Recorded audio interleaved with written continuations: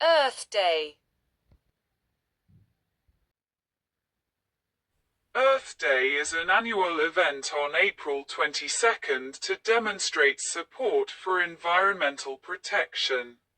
First held on April 22nd, 1970. It now includes a wide range of events coordinated globally through earthday.org, formerly Earth Day Network, include 1 billion people in more than 193 countries. In 1969 at a UNESCO conference in San Francisco, the peace activist John McConnell proposed a day to honor the earth and the concept of peace, to first be observed on March 21, 1970. The first day of spring in the Northern Hemisphere.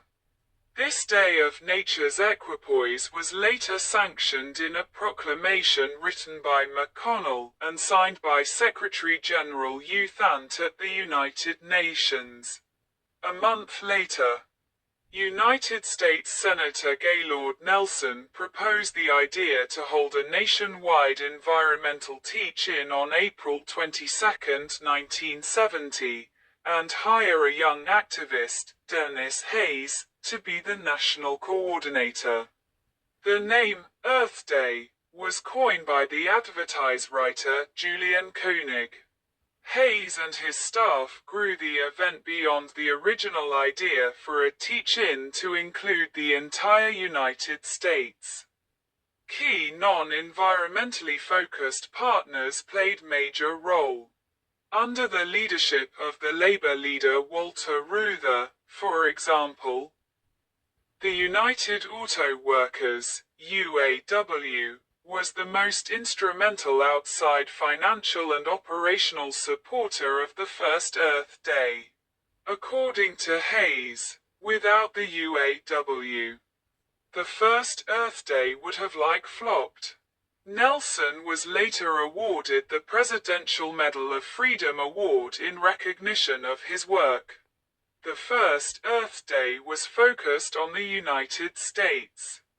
In 1990, Dennis Hayes, the original national coordinator in 1970, took it international and organized events in 141 nations. On Earth Day 2016, the landmark Paris Agreement was signed by the United States, the United Kingdom, China, and 120 other countries.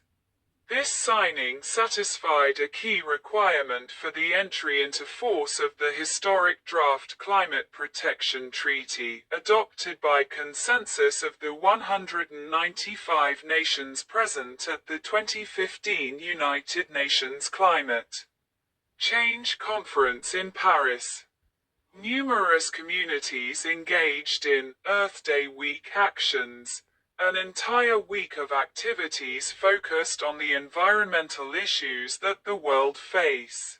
On Earth Day 2020, over 100 million people around the world observed the 50th anniversary of the event, now the world's largest civic observance.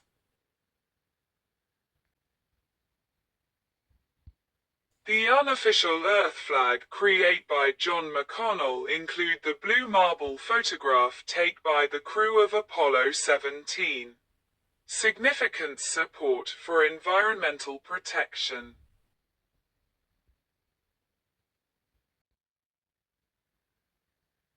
On January 28, 1969, a well called Platform A, drilled by Union Oil 6 Mile, 10 kilometers, off the coast of Santa Barbara, California, blew out. More than 3 million US gallons, 2.5 million imperial gallons, 11 million liters, of oil spilled, killing more than 10,000 seabirds, dolphins, seals, and sea lions. As a reaction to this disaster, activists were mobilized to create environmental regulation, environmental education, and Earth Day. Among the proponents of Earth Day were the people in the front line of fighting this disaster: Selma Rubin, Mark McGuinness, and Bud Bottoms. Founder of Get Oil Out, Dennis Hayes, organizer of the first Earth Day, said that Senator Gaylord Nelson from Wisconsin was inspired to create Earth Day upon seeing an 800 square mile, 2,100 square kilometers, oil slick from an airplane in the Santa Barbara Channel. On the first anniversary of the oil blowout, January 28, 1970, Environmental Rights Day was created, and the Declaration of Environmental Rights was read. It had been written by Rod Nash during a boat trip across the Santa Barbara Channel while carrying a copy of Thomas Jefferson's Declaration of Independence. The organizer of Environmental Rights Day, led by Mark McGuinness, had been working close over a period of several months with Congressman Pete McCloskey, RCA, to consult on the creation of the National Environmental Policy Act, the first of many new environmental protection laws sparked by the national outcry about the blowout, oil spill, and on the Declaration of Environmental Rights. Both McCloskey, Earth Day co-chair with Senator Gaylord Nelson, and Earth Day organized Dennis Hayes, along with Senator Alan Cranston, Paul Ehrlich, David Brower, and other prominent leaders, endorsed the declaration and spoke about it at the Environmental Rights Day conference. According to Francis Sarguis, the conference was sort of like the baptism for the movement. According to Hayes, this was the first giant crowd he spoke to that felt passionately, I mean really passionately, about environmental issues. Hayes also thought the conference might be the beginning of a real movement. Nash, Garrett Hardin, McGuinness and others went on to develop the first undergraduate environmental studies program of its kind at the University of California at Santa Barbara.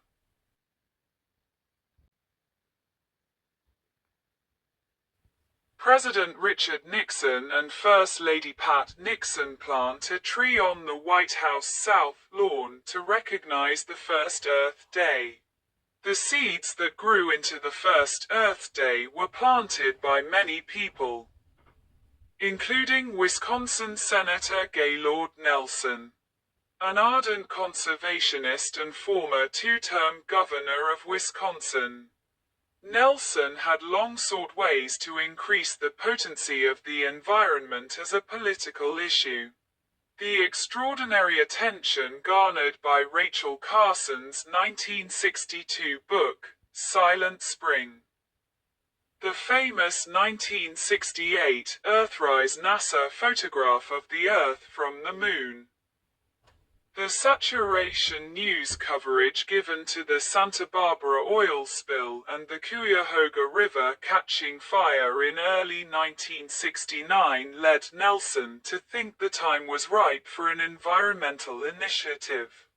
As a result of interactions with his staff and with Fred Dutton, a prominent Democratic operative who had been Robert Kennedy's presidential campaign manager, Nelson became convinced that environmental teach-ins on college campuses could serve as such a vehicle.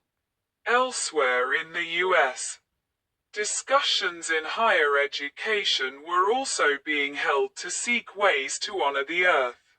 In an oral history interview conducted May 10, 2024, Tucson, Arizona, base ethnobotanist Martha Ames Burgess, now a researcher at the Desert Laboratory, recounted a 1968 meeting of University of Arizona students and professors, include ecology and evolutionary biology professor Stephen M. Russell, The meeting was held at Chiricahua National Monument to envision a celebration of the Earth and its processes. The meeting ended with another nascent plan for Earth Day. Teach-ins had been held on hundreds of college campuses to debate the war in Vietnam. They generally reflected the divide between those who thought of Vietnam as a bulwark to stop additional countries falling to communism like dominoes, versus those who believed that the war was the latest stage of a nationalist, anti-colonialist campaign by Vietnamese who had fought against China, then France, Japan, France again, and now the United States. These debates elevated arguments over the war in the public consciousness and enlisted a generation of student activists. Nelson asked public interest lawyer Anthony Roisman to establish a non-profit, Environmental Teach-In, Inc., to manage the campaign, and recruited a small board of directors. He asked Republican Congressman Pete McCloskey to co-chair the board to ensure it was bipartisan and bicameral. On September 20, 1969, Senator Nelson first announced his plans for an environmental teach-in in a little publicized talk at the University of Washington. I am convinced that the same concern the youth of this nation took in changing this nation's priorities on the war in Vietnam, and on civil rights can be shown for the problem of the environment. That is why I plan to see to it that a national teach-in is held. Senator Nelson went on to encourage teach-ins at many more speeches. A November talk at Airlie House had a New York Times reporter in the audience. The resulting front-page article was a turning point. Letters of inquiry from across the country began to pour into Nelson's Senate office. The article piqued the interest of Dennis Hayes, then a graduate student at Harvard. Hayes traveled to Washington, D.C., and arranged a 10-minute visit with Senator Nelson, which stretched into 2 hours. Hayes returned to Harvard with the charter to organize Boston.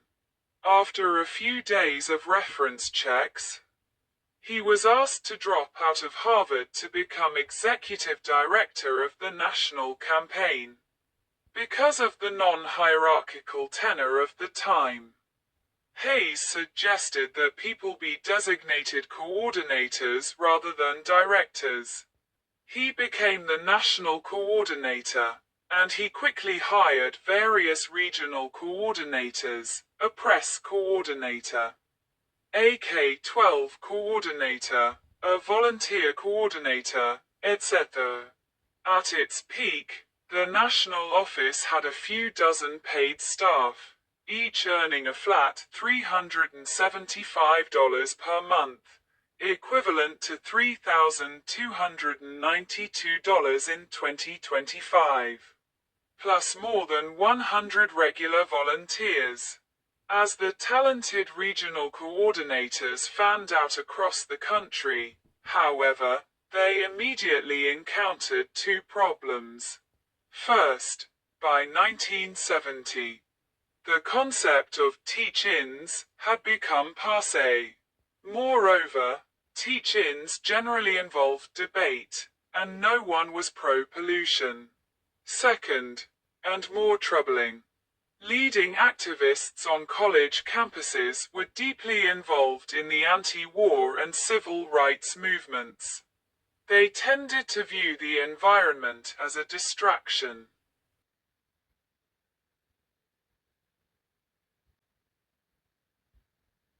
The Earth Day name. The solution to the first problem came from an unexpected direction.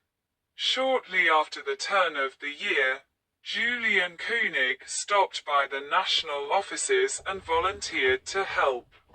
Koenig was a Madison Avenue giant. His campaign for Volkswagen, Think Small, was later cited by Advertising Age as the greatest advertising campaign of the 20th century. Over coffee. Hayes confided that the teach-in moniker was not working and asked whether Koenig had any ideas. Koenig asked for a few days. A week later, he returned with an assortment of mock-ups for ads laid out around the announcement of Ecology Day, Environment Day, Earth Day, and E-Day. Koenig said that his personal favorite was Earth Day, in part because April 22nd happened to be his birthday, and birthday rhyme with Earth Day. Hayes immediately agreed. Koenig offered to prepare a fully refined ad. Hayes insisted that it include a small coupon soliciting funds for the threadbare operation. Koenig's ad was visually arresting, and perfectly summed up the issues and values. The feisty but welcoming tone that the campaign had adopted. Hayes loved it and decided to bet the farm.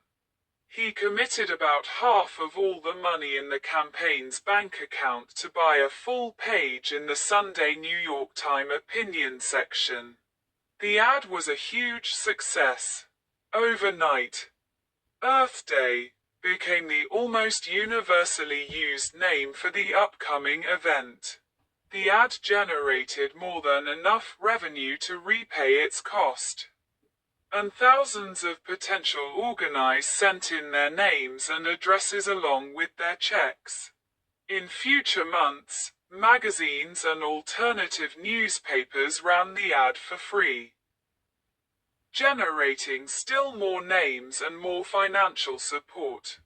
The national office started using environmental action, rather than environmental teach-in, on its letterhead and publications to promote Earth Day.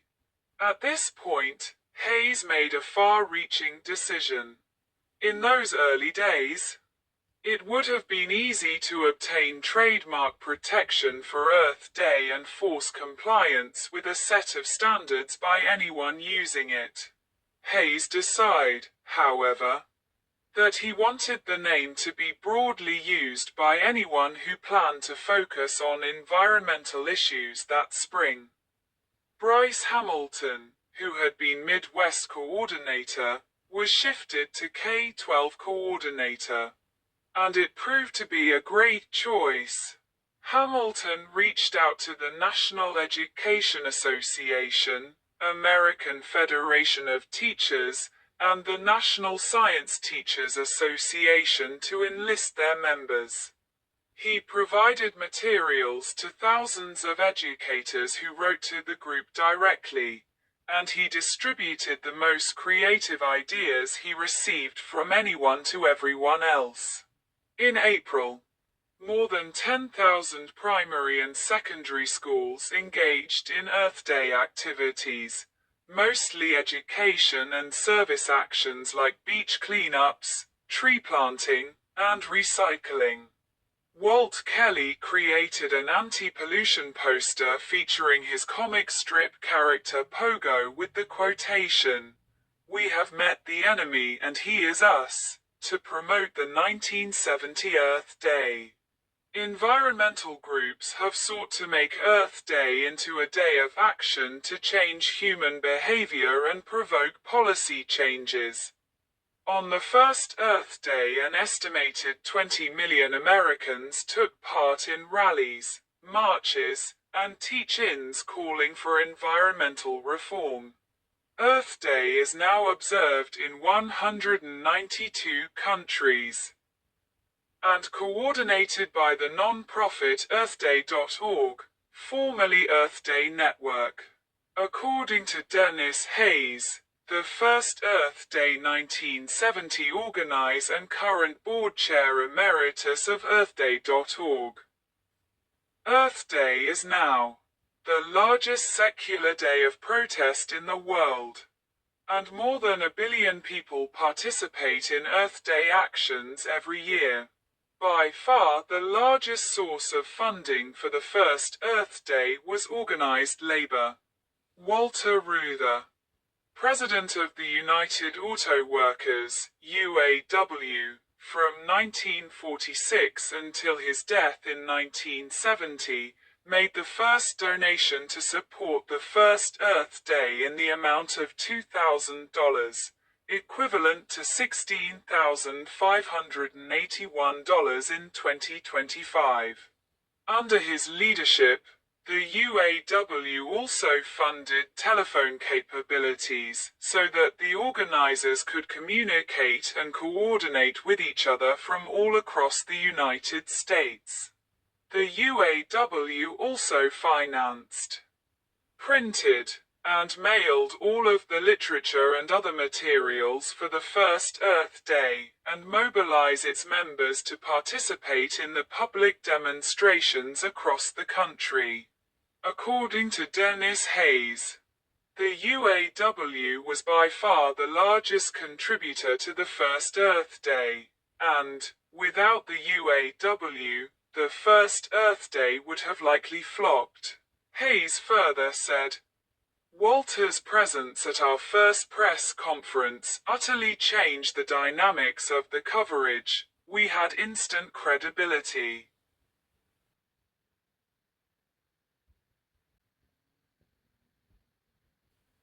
The Dirty Dozen. The staff of Environmental Teach-In resigned immediately after Earth Day, and most moved directly to a new organization, Environmental Action, with a tax status that permitted lobbying and a more activist stance. EA immediately confronted a problem that had been looming in the background throughout the campaign. Some of the staff had been drawn to the movement through science and culture, and felt that politics was inherently dirty, and government was irredeemably compromised. This group believed that by living lives of voluntary simplicity, employing tools like those that filled the resolutely non-political Whole Earth catalogue, they could force the world to adapt to them. Their theory of change was modeled loosely on the Southern African Americans who sat at segregated lunch counters, drank from segregated lunch counters, and sat in the back of the bus. It ignored the role of strategic litigation, federal legislation, and electoral politics in cementing lasting change. To square the circle, Hayes proposed that the group not endorse any candidate, but that it try to defeat 12 of the worst. If having a terrible environmental record became a political liability, it would inevitably lead to better environmental legislation. Haft was selected to coordinate the Dirty Dozen campaign, with just $50,000 to defeat 12 incumbent members of the House. The odds were long. To improve the odds, the group selected candidates who not only had lousy environmental records, which were plentiful, but who also had won their most recent race by a narrow margin, who were on the wrong side of an important environmental issue in their districts, and who lived in areas where talented Earth Day organizers reside. In the end, 7 of the original Dirty Dozen were defeated, 5 Republicans and 2 Democrats. And the first to fall was George Fallon, chairman of the hugely powerful House Public Works Committee. Representative Pete McCloskey, Earth Day co-chair, credits the Dirty Dozen's defeat of key congressional leaders with the unstoppable wave of environmental legislation that immediately followed. The Clean Air Act, Clean Water Act, Endangered Species Act, and others.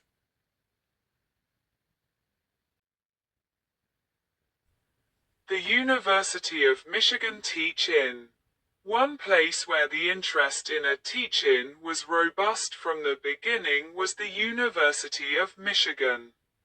The first teach-in on the Vietnam War had been held at the University of Michigan in March 1965, and a group of students, led by Doug Scott, decide to mark the 5-year anniversary with an environmental teach-in on March 11 to 14, 1970. The focus on pollution. The solution was to promote an overarching concern with air and water pollution, which affected everyone, while encouraging each community to pay attention to whatever other issues were of most concern to it. Earth Day included events that focused on fighting freeways, protecting the ozone layer, organic food, whales and endangered species, oil spills, the military use of Agent Orange in Vietnam, overpopulation, peeling lead paint in ghetto housing, opposition to the supersonic transport, and myriad other topics. At one event, college students would pound an automobile apart with sledgehammers, or, wearing gas masks, would block traffic on a freeway. At other events, grade school students would plant trees, pick up litter in city parks, or identify birds. Earth Day welcomed them all. Regional coordinators focused heavily on finding and enlisting the best local leadership in major metropolitan areas. For instance, Hayes flew to Chicago to help organize a subtle coup. Replace a pro-business Earth Day organization with a Saul Alinsky-affiliated group called Campaign Against Pollution. CAP abruptly shifted the focus away from recycling to focus on two issues: opposition to a massive proposed freeway program, the Crosstown Expressway, and protesting the uncontrolled air pollution Commonwealth Edison was pouring into Chicago's air, more sulfur pollution than all other companies combined. Although mailings went out to thousands of communities of all size, the campaign focused especially hard on large cities. New York City. In the winter of 1969-1970, a group of students met at Columbia University to hear Dennis Hayes talk about his plans for Earth Day. Among the group were Fred Kent, Pete Granis, and Kristin and William Hubbard.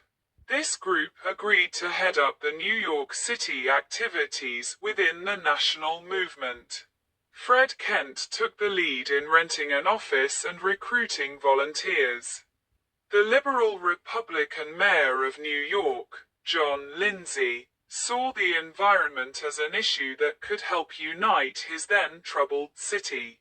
Moreover, he viewed the environment as a progressive wedge issue that would position him as clearly distinct from President Nixon's ultra-conservative, Southern strategy, in a struggle for the soul of the Republican Party. He became fully engaged in supporting the event, and he delegated many of the talented young staff who had been drawn to his administration to help as well. U.S. Senator Edmund Muskie speaking at Fairmount Park, Philadelphia on Earth Day, 1970. The big break came when Mayor Lindsay agreed to shut down Fifth Avenue for the event. A giant cheer went up in the office on that day, according to Kristin Hubbard, now Kristin Alexandra. From that time on we use Mayor Lindsay's offices and even his staff. I was speaker coordinator but had tremendous help from Lindsay staffer Judith Crichton. Mayor Lindsay complete close down Fifth Avenue to traffic from E. 14th Street to West 59th Street, Central Park, more than 2 mile, and 14th Street between 3rd and 7th Avenues. in addition to shutting down Fifth Avenue. Mayor John Lindsay made Central Park available for Earth Day.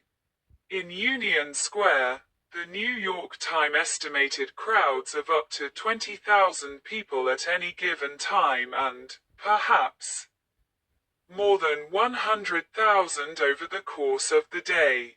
Since Manhattan was also the home of NBC, CBS, ABC, the New York Times, Time, and Newsweek, it provided the best possible anchor for national coverage from their reporters throughout the country. Philadelphia.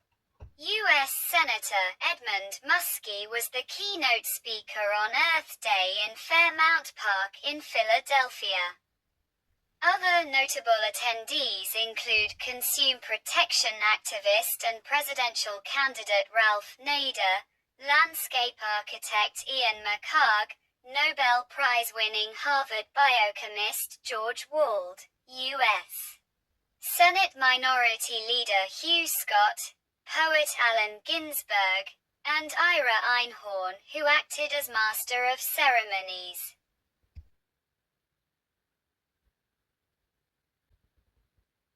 The 1970s were a period of substantial environmental legislation, include the Clean Air Act, Clean Water Act, Endangered Species Act, Marine Mammal Protection Act, Superfund, Toxic Substances Control Act, and the Resource Conservation and Recovery Act. It had seen the creation of the Environmental Protection Agency and the banning of DDT and of lead in gasoline. Jimmy Carter was president.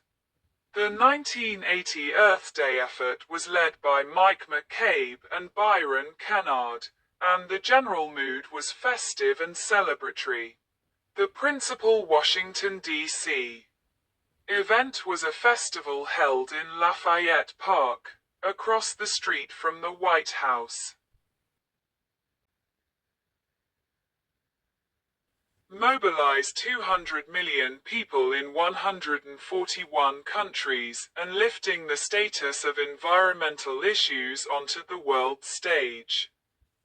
Earth Day activities in 1990 gave a huge boost to recycling efforts worldwide, and helped pave the way for the 1992 United Nations Earth Summit in Rio de Janeiro. Unlike the first Earth Day in 1970, this 20th anniversary was waged with stronger marketing tools, greater access to television and radio, and multi-million-dollar budgets. The official logo of the Mount Everest Earth Day 20 International Peace Climb. Two separate groups formed to sponsor Earth Day events in 1990.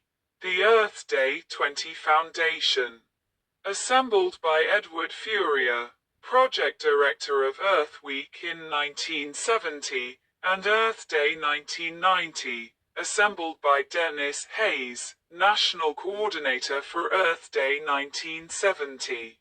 Senator Gaylord Nelson, the original founder of Earth Day, was honorary chairman for both groups. The two did not combine forces over disagreements about leadership of combined organization and incompatible structures and strategies. Among the disagreements, key Earth Day 20 Foundation organizers were critical of Earth Day 1990 for include on their board Hewlett-Packard, a company that at the time was the second biggest emitter of chlorofluorocarbons in Silicon Valley and refused to switch to alternative solvents.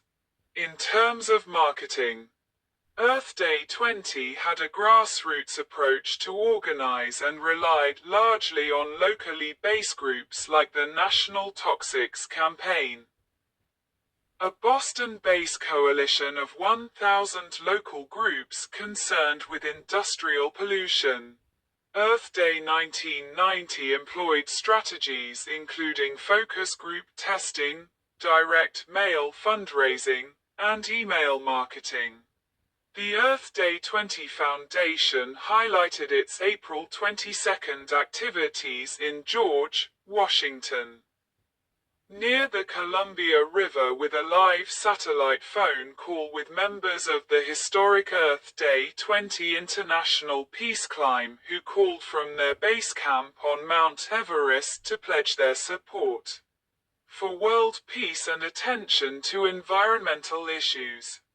The Earth Day 20 International Peace Climb was led by Jim Whittaker, the first American to summit Mount Everest, many years earlier, and marked the first time in history that mountaineers from the United States, Soviet Union, and China had roped together to climb a mountain, let alone Mount Everest.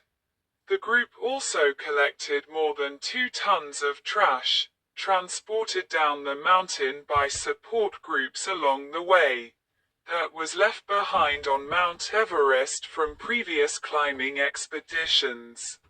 The master of ceremonies for the Columbia Gorge event was the TV star, John Ratzenberger, from Cheers, and the headlining musician was the father of rock and roll, Chuck Berry. Warner Bros. Records released an Earth Day themed single in 1990 entitled Tomorrow's World, written by Kix Brooks, who would later become one half of Brooks and Dunn, and Pam Tillis. The song featured vocals from Lynn Anderson, Butch Baker, Shane Barmby, Billy Hill, Susie Bogus, Kix Brooks, T. Graham Brown, the Birch Sisters, Holly Dunn, Foster and Lloyd, Vince Gill, William Lee Golden, Highway 101, Shelby Lynn, Johnny Rodriguez, Dan Seals, Les Taylor, Pam Tillis, Mac Wiseman, and Kevin Welch. It charted at number 74 on the Hot Country Songs chart. Date May 5, 1990.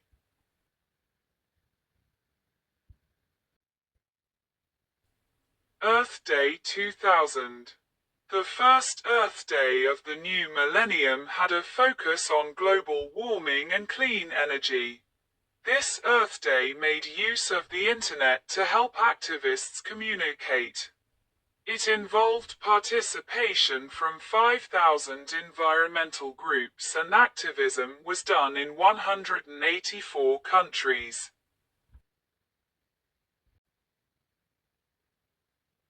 Earth Day 2001. Google's first Earth Day doodle was in 2001.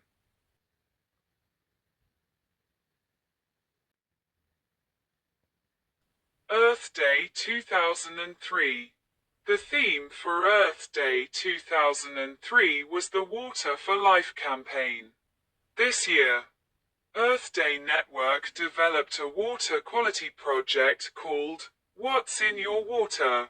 Water-related events were held on every continent, including water workshops, exhibitions, concerts, and more in Togo, Egypt, the Cook Islands, Jordan, Palestine, Japan, Venezuela, Slovenia, Nigeria, and Canada. Educational curricula, teacher's guide, water testing kits, and posters focused on water. Campaign for Communities, an initiative led by NAACP. Latino organizations include Southwest Vote Registration and Education Project, and other organizations focused on environmental justice. Create events focused on low-income communities around the U.S. These events were also focused on building support among low-income communities through cleanups, park revitalization, and town halls focused on integrating the environmental movement with community and social justice causes. Earth Day 2004. In the US in 2004, Earth Day Network and its partners focused on vote registration for Earth Day, registering hundreds of thousands of vote. Major tree planting events also took place. Other prominent US Earth Day events include an annual cleanup in Dayton, Ohio and the third annual Community-Based Solutions to Environmental Health and Justice Conference in Seattle, Washington. Earth Day 2005. The theme for Earth Day 2005 was Healthy Environments for Children.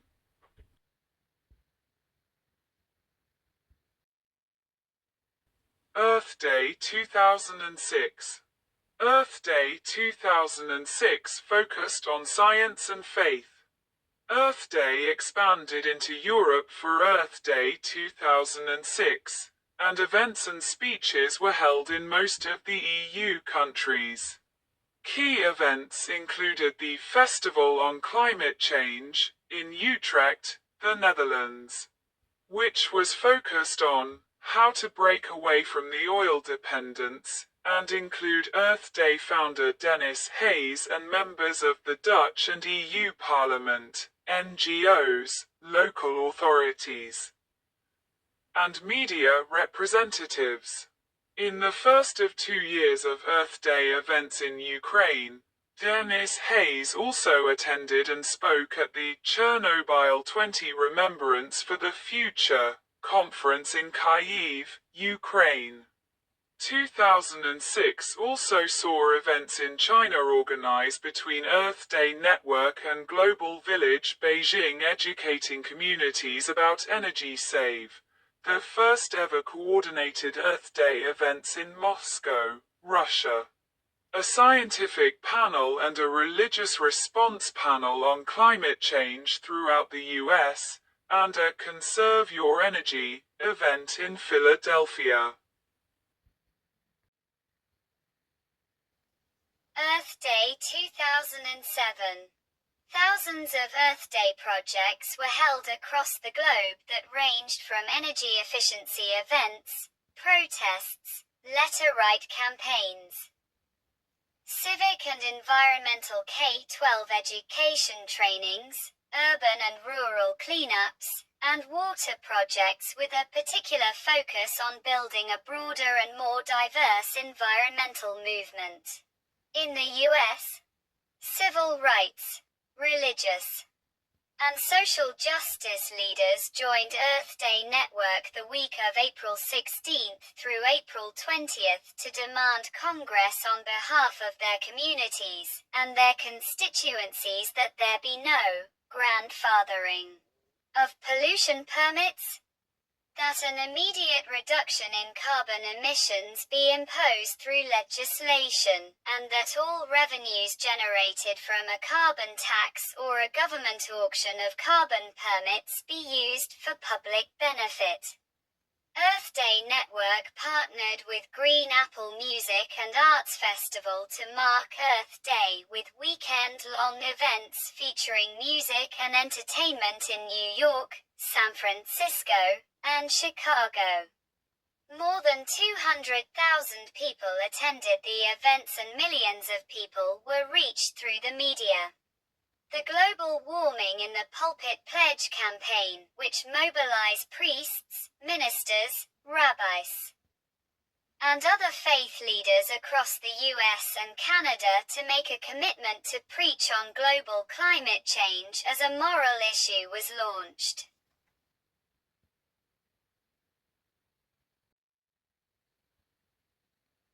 Earth Day 2008. Earth Day 2008 galvanized millions of people around the world in a call for climate. In the US, The campaign challenged the public to make 1 million calls to Congress about pushing for climate change legislation. 2008 also include large climate rallies in 8 major U.S. cities. Include Washington, D.C., New York, Miami, Chicago, Dallas, Denver, Los Angeles, and San Francisco, to which around 350,000 people attended. Washington, D.C., hosted actor Edward Norton, Thomas Friedman of the New York Times, and James Hansen of NASA to deliver a strong global warming message and call for tough and fair climate action by Congress. OAR, Humphreys McGee, Warren Haynes, Mambo Sauce, and Blake Lewis of American Idol entertained enthusiastic crowds, and the event was covered live by CNN and the Weather Channel. Plus scores of other media that carried the call for climate message. Many Earth Day events were held around the world from the Earth Day on Campus campaign.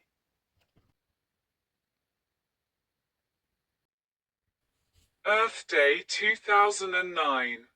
The 2009 National Teach-In on Global Warming Solutions reached college campuses, civic organizations, and faith groups across the U.S. as part of this event. Members of Congress addressed college and high school campuses in their districts via video conference. Earth Day 2010, 40th anniversary. An estimated 1 billion people around the world took action for the 40th anniversary of Earth Day.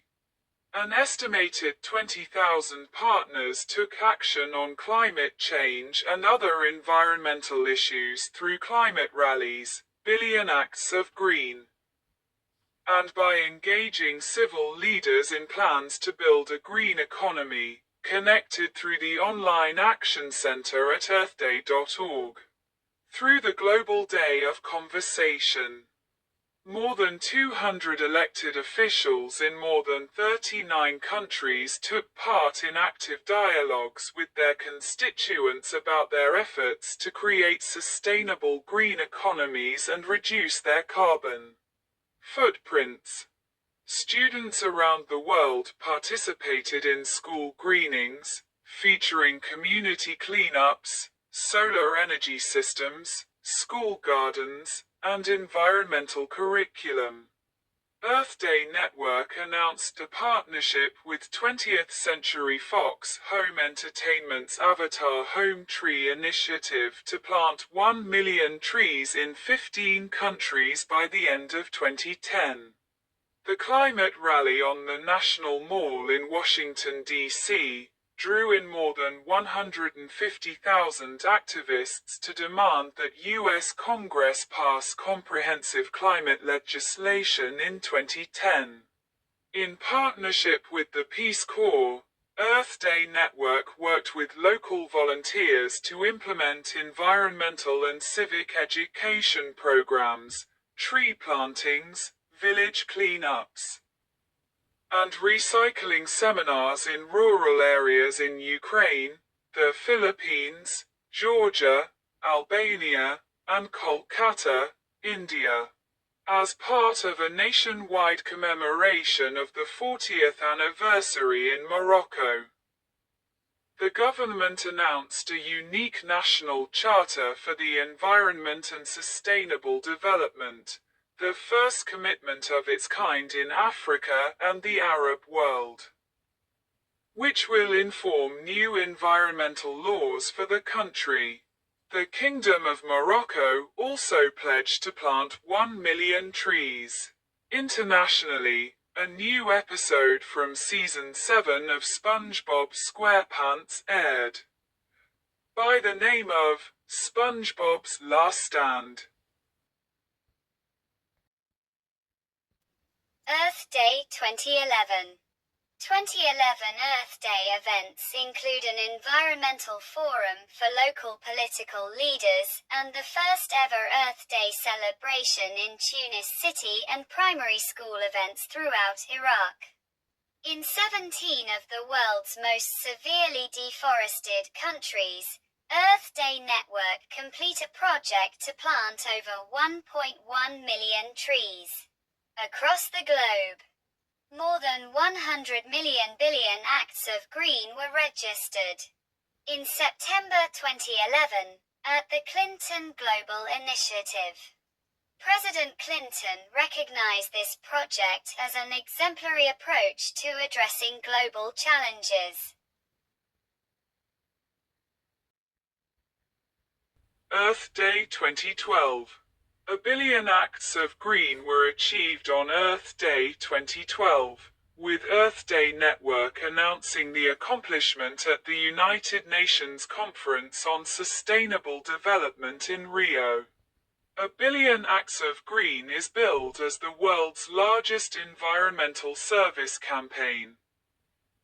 Inspire and rewarding both simple individual acts and larger organizational initiatives that further the goal of measurably reduce carbon emissions and supporting sustainability. The campaign for communities engaged elected officials in finding solutions to local environmental challenges. Faith programs saw Catholic parishes and churches across the U.S. take action on Earth Day through sermons and other activities, include 4 events at the National Cathedral and a conference at the St. Sophia Cathedral and National Religious Coalition on Creation Care, NRCC, mobilize the Earth events throughout all of India's state and geographic regions, coordinated by Earth Day Network India.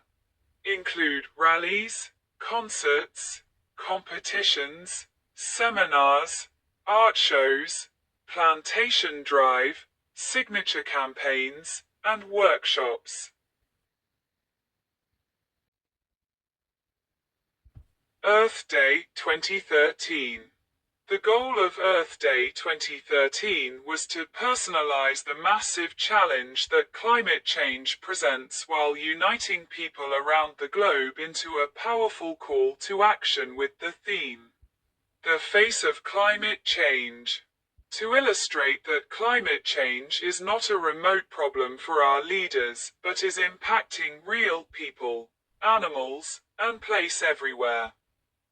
EDN collected image sent into #Face of Climate and displayed them in a collage at thousands of events around the world from schools to parks to government buildings. High-level organizations and individuals participated in the campaign, including the Secretary General of the Organization of American States, U.S. Secretary of State, and many more. Meanwhile, stories of hope inspire communities to take action and mobilize you. A program to educate and activate college students around Earth Day and environmental issues. Expanded in 2013 to 296 universities in 51 countries on 6 continents and in 46 U.S. states. In Washington, D.C., EDN presented Earth Month at Union Station. A 4-week series of events that featured an environmental film festival, renewable energy demonstrations, farmers markets, NASA educational exhibits, and public talks by scientists and astronauts. In partnership with Washington, D.C. public schools, EDN also presented a STEM fair at Union Station.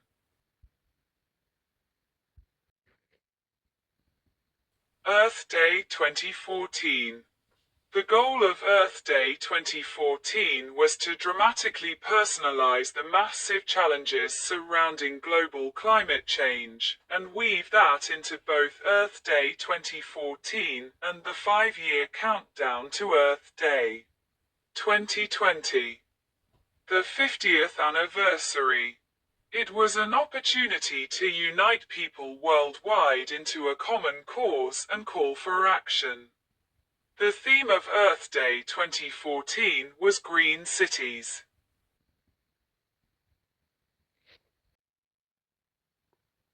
Earth Day 2015. To recognize the 45th anniversary of Earth Day, the 2015 global theme was termed, "It's Our Turn to Lead." EDN hosted Global Citizen 2015 Earth Day.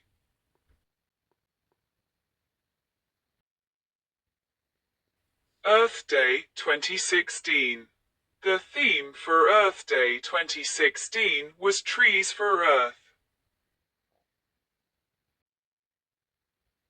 Signing of the Paris Agreement at the UN. It was no accident that the United Nations selected Earth Day to sign the most significant climate accord in the history of the climate movement. On Earth Day 2016, world leaders from 175 nations broke a record by doing exactly that.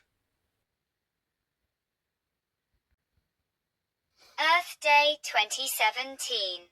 For Earth Day 2017, Earth Day Network launched the goal of global environmental and climate literacy by 2020. EDN envisioned a world that is fluent in the concepts of climate change and aware of its unprecedented threat to our planet. Environmental and climate literacy is the engine not only for Create Green Vote and advancing environmental and climate laws and policies, but also for accelerating green technologies and jobs. To that end, the 2017 Earth Day theme is Environmental and Climate Education. EDN knows that education is the foundation for progress. Before we can solve the dire environmental threats facing us in the 21st century, we must build a global citizenry knowledgeable in environmental science and fluent in local and global ecological issues. A world with a more educated populace internalizes values, such as environmental protection, and is empowered to act in defense of these values. To support this Earth Day theme, EDN promote teach-ins as an activity to educate communities on global environmental issues and how global environmental issues impact local communities. EDN teach-ins strove to empower attendees with real, tangible actions they could take for the environment. EDN developed an extensive global outreach strategy to promote Earth Day and assist organizations with producing a variety of actions, include teach-ins, in their own communities. Staff sent thousands of emails and made hundreds of phone calls and revamped the organization's social media. Additionally, EDN create 5 teach-in toolkits, with accompanying translations in 4 languages, to help constituencies organize and mobilize their communities. Finally, EDN hosted the flagship March for Science March, rally, and teach-ins on Earth Day on the Washington Monument Grounds in Washington, D.C. This event rallied and empowered attendees to support science and evidence-based policy. Approximately 100,000 people attended. Earth Day 2018. Earth Day 2018's theme, End Plastic Pollution, was dedicated to building a world of educated citizens who understand the environmental, climate, and health consequences of use plastic. Through an online plastics pollution calculator, consumers calculate how much disposable plastic they used in a year and planned how to reduce this amount of waste. A plastic pollution primer and action toolkit also educated consumers about actions to reduce their plastic footprint. Events worldwide in the Gambia, Italy, Thailand, Japan, India, the US, among others, include plastic cleanups, teach-ins, and festivals in which 10,000 partners participated. In April 2018, the Google search for plastic pollution saw the highest trends in the previous 5 years. 5.5 million pages in 17 languages were created on the internet about Earth Day 2018 and plastics, and global media outlets with a combined audience of 450 plus million people covered the campaign. The phrase, plastic pollution, on social media in the US alone reached more than 155 million people. As a result, over 23,000 plus plastic cleanups were registered on Google. 60 countries introduced single-use plastic bans and legislation, and companies such as Coca-Cola and Starbucks announced steps to eliminate and significantly reduce plastic pollution. Earth Day 2019. Earth Day 2019's theme was Protect Our Species. For this campaign, events and programs spread information about the causes and consequences of growing species extinctions. Earth Day 2020. Earth Day 2020 was the 50th anniversary of Earth Day. Celebrations include activities such as the Great Global Cleanup, citizen science, advocacy, education, and art.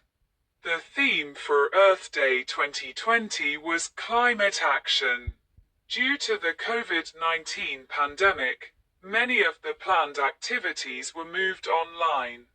Notably, a coalition of youth activists organized by the Future Coalition hosted Earth Day Live, a 3-day live stream commemorating the 50th anniversary of Earth Day in the United States.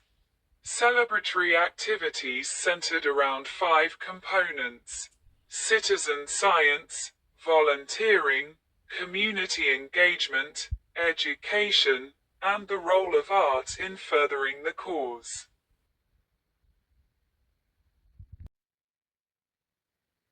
Earth Day 2021. United Nations Secretary-General Antonio Guterres addresses the Leaders' Summit on Climate. The Earth Day 2021 theme was Restore Our Earth and features 5 primary programs: the Canopy Project, Food and Environment, Climate Literacy, the Global Earth Challenge, and the Great Global Cleanup. During the week of Earth Day, earthday.org and LEAD organize Education International, Hip Hop Caucus, and Earth Uprise organize 3 separate parallel climate action summits on climate literacy, environmental justice, and youth-led climate-focused issues. Earthday.org also organized the 2nd annual Earth Day Live livestream event, April 22, 2021, featuring global activists, international leaders, and influencers. The Biden administration organized a 2021 Leaders Climate Summit. This virtual Zoom-like meeting featured 40 world leaders and dozens of speakers, include Pope Francis, Shai Bastida, Danielle Merfeld, Vice President and Chief Technology Officer, GE Renewable Energy, Anna Borg, President and CEO, Vattenfall, and Abdullah Subai, Minister of Municipality and Environment, Qatar.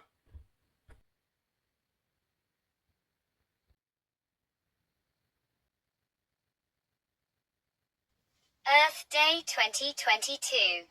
The Earth Day 2022 theme was Invest in Our Planet and features 5 primary programs: the Great Global Cleanup, Sustainable Fashion, Climate and Environmental Literacy, Canopy Project, Food and Environment, and the Global Earth Challenge. EarthDay.org announced the continuation of the Invest in Our Planet theme for 2023, and that more than 1 billion citizens participated in Earth Day 2022. On April 22nd, Wynne Allen Bruce self-immolated in front of the United States Supreme Court building in an act of protest against climate inaction.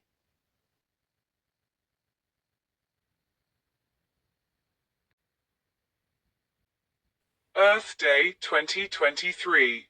The official theme for 2023 was Invest in Our Planet. On Earth Day 2023, a collection of images of Earth taken from various deep space distances in the solar system was published.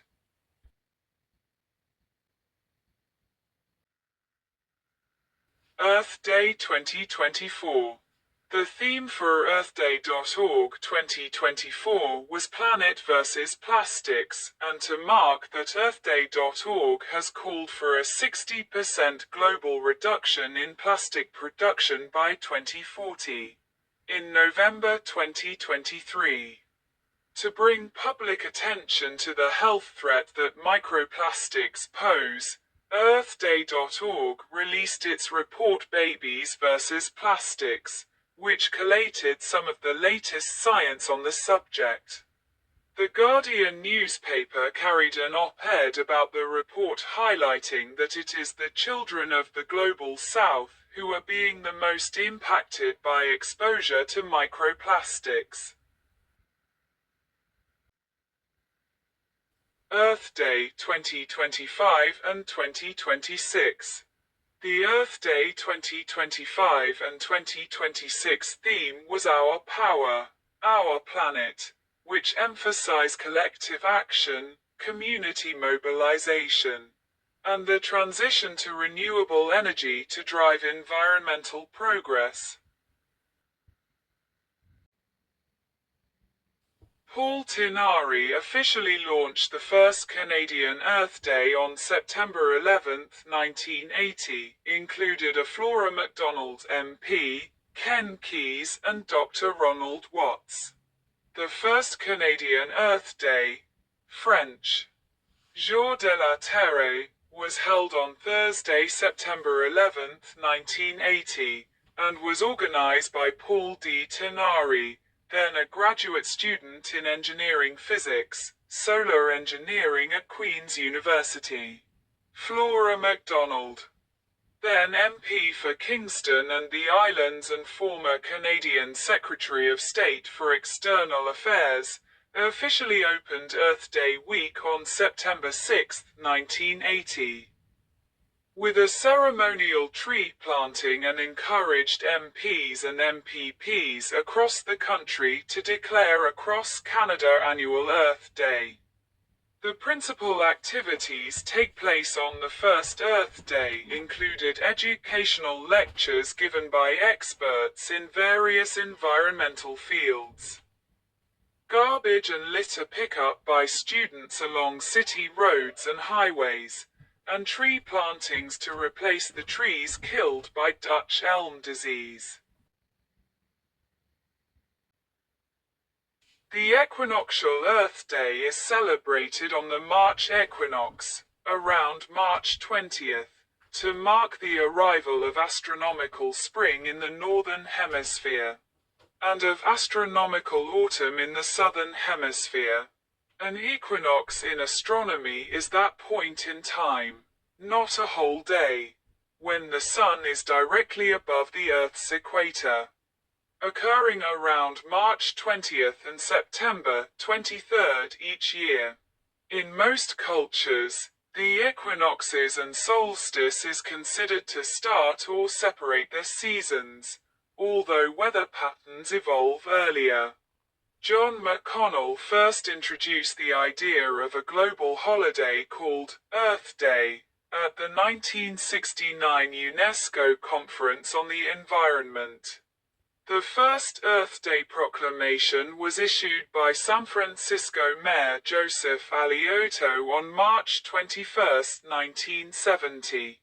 Celebrations were held in various cities, such as San Francisco and in Davis, California, with a multi-day street party. UN Secretary-General U Thant supported McConnell's global initiative to celebrate this annual event, and on February 26, 1971, he signed a proclamation to that effect, saying, "May there be only peaceful and cheerful Earth days to come for our beautiful spaceship Earth as it continues to spin and circle in frigid space with its warm and fragile cargo of animate life." United Nations Secretary-General Kurt Waldheim observed Earth Day with similar ceremonies on the March equinox in 1972.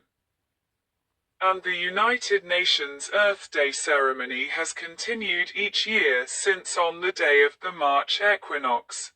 The United Nations also works with organizers of the April 22 global event.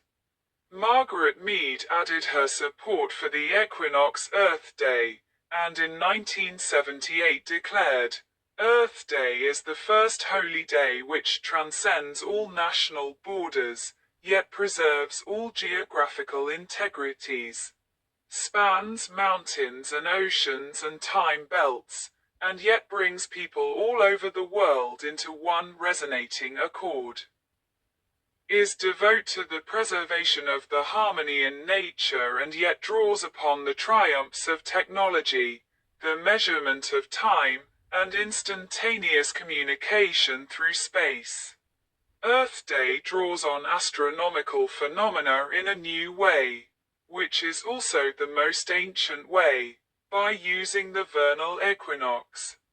The time when the sun crosses the equator make the length of night and day equal in all parts of the earth. To this point in the annual calendar, Earth Day attaches no local or divisive set of symbols. No statement of the truth or superiority of one way of life over another. But the selection of the March equinox make planetary observance of a shared event possible and a flag that shows the Earth, as seen from space, appropriate. Kurt Waldheim. At the moment of the equinox, it is traditional to observe Earth Day by ringing the Japanese peace bell, which Japan donate to the United Nations. Over the years, celebrations have occurred in various places worldwide at the same time as the UN celebration. On March 20, 2008, in addition to the ceremony at the United Nations, ceremonies were held in New Zealand, and bells were sounded in California, Vienna, Paris, Lithuania, Tokyo, and many other locations. The Equinox Earth Day at the UN is organized by the Earth Society Foundation. Earth Day ringing the peace bell is celebrated around the world in many towns, ringing the peace bell in Vienna, Berlin, and elsewhere. A memorable event took place at the UN in Geneva. Celebrate a minute for peace, ringing the Japanese Shinagawa peace bell with the help of the Geneva Friendship Association and the Global Youth Foundation. Directly after, in deep mourning about the Fukushima Daiichi nuclear power plant catastrophe 10 days before. Beside the spring equinox for the Northern Hemisphere, the observance of the spring equinox for the Southern Hemisphere in September is of equal importance. The International Day of Peace is celebrated on September 21st, and can thus be considered to accord with the original intentions of John McConnell, Youth Ant, and others. Growing eco-activism before Earth Day 1970. In 1968, Morton Hilbert and the U.S. Public Health Service organized the Human Ecology Symposium, an environmental conference for students to hear from scientists about the effects of environmental degradation on human health. This was the beginning of Earth Day. For the next 2 years, Hilbert and students worked to plan the first Earth Day. In April 1970, along with a federal proclamation from U.S. Senator Gaylord Nelson, the first Earth Day was held. Project Survival, an early environmentalism awareness education event, was held at Northwestern University on January 23, 1970. This was the first of several events held at university campuses across the United States in the lead up to the first Earth Day. Also, Ralph Nader began talking about the importance of ecology in 1970. The 1960s had been a very dynamic period for ecology in the U.S. PRE 1960 grassroots activism against DDT in Nassau County, New York, and widespread opposition to open-air nuclear weapons tests with their global nuclear fallout, had inspired Rachel Carson to write her influential bestseller, Silent Spring, 1962.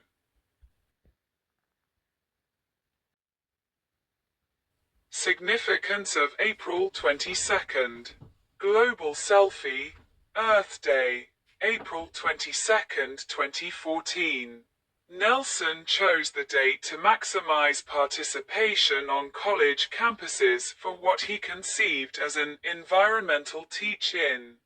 He determined the week of April 19 to 25 was the best bet as it did not fall during exams or spring breaks. Moreover, it did not conflict with religious holidays such as Easter or Passover, and was late enough in spring to have decent weather. More students is like to be in class, and there would be less competition with other midweek events, so he chose Wednesday, April 22nd. The day also fell after the anniversary of the birth of noted conservationist John Muir. The National Park Service, John Muir National Historic Site, has a celebration every year on or around Earth Day, April 21st, 22 or 23, called Birthday Earth Day. In recognition of Earth Day and John Muir's contribution to the collective consciousness of environmentalism and conservation. Unbeknownst to Nelson, April 22, 1970, was coincidentally the 100th anniversary of the birth of Vladimir Lenin, when translated to the Gregorian calendar, which the Soviets adopted in 1918. Time reported that some suspected the date was not a coincidence, but a clue that the event was a communist trick, and quote a member of the Daughters of the American Revolution as saying, "Subversive elements plan to make American children live in an environment that is good for them." J. Edgar Hoover, Director of the U.S. Federal Bureau of Investigation, may have found the Lenin connection intriguing. It was alleged the FBI conducted surveillance at the 1970 demonstrations. The idea that the date is chose to celebrate Lenin's centenary still persists in some quarters. An idea borne out by the similarity with the Subotnik instituted by Lenin in 1920, as days on which people would have to do community service. which typically consisted in remove rubbish from public property and collecting recyclable material. Subotniks were also imposed on other countries within the compass of Soviet power, include Eastern Europe, and at the height of its power, the Soviet Union established a nationwide Subotnik to be celebrate on Lenin's birthday, April 22nd, which had been proclaimed a national holiday celebrate communism by Nikita Khrushchev in 1955.